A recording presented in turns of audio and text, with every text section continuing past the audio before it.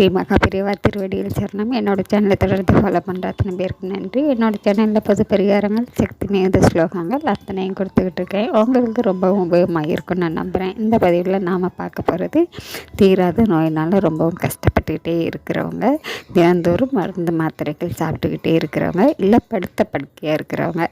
நான் எழுந்து என்னுடைய வேலைகளை நான் செஞ்சுக்கிட்டேன்னா ரொம்பவும் நல்லாயிருக்கும். சின்ன வயசு குழந்தைகள் முதல் நடுத்தர வயது பெண்கள், ஆண்கள் அத்தனை பேருமே இன்றைக்கி உடல் நலம் சரியில்லாமல் மருந்து மாத்திரைகள் எடுத்தால் தான் இன்றைக்கி என்னுடைய வேலையை செய்ய முடியும் அப்படிங்கிற கட்டத்தில் வாழ்ந்துட்டுருக்காங்க.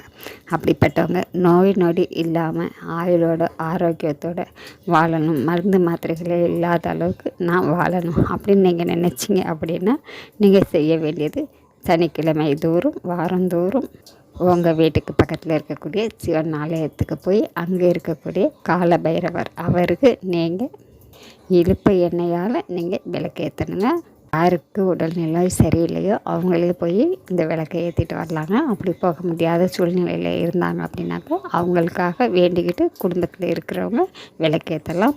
தொடர்ந்து செய்யுங்க. 7 வாரம் 9 வாரம் இந்த மாதிரி கணக்கு வச்சு பைரவருக்கு விளக்கேற்றும் போது கண்டிப்பாங்க உடல்நிலை நல்ல நிலைமைக்கு வரும். அது கூடவே இந்த மந்திரத்தையும் சொல்லலாங்க. ஸ்ரீ காலகாலாய வித்மகே காலகஸ்தாய தீமகி தன்னோ பைரவ பிரசோதயாத். இந்த மந்திரத்தை சொல்லி நீங்கள் விளக்கேற்றுங்க. விளக்கேற்றும் போது சிகப்பு கலர் திரி போட்டு விளக்கேற்றுங்க.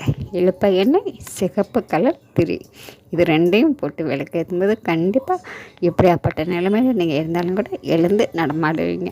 அற்புதமான ஒரு வழிபாடு, செஞ்சு தான் பாருங்கள்.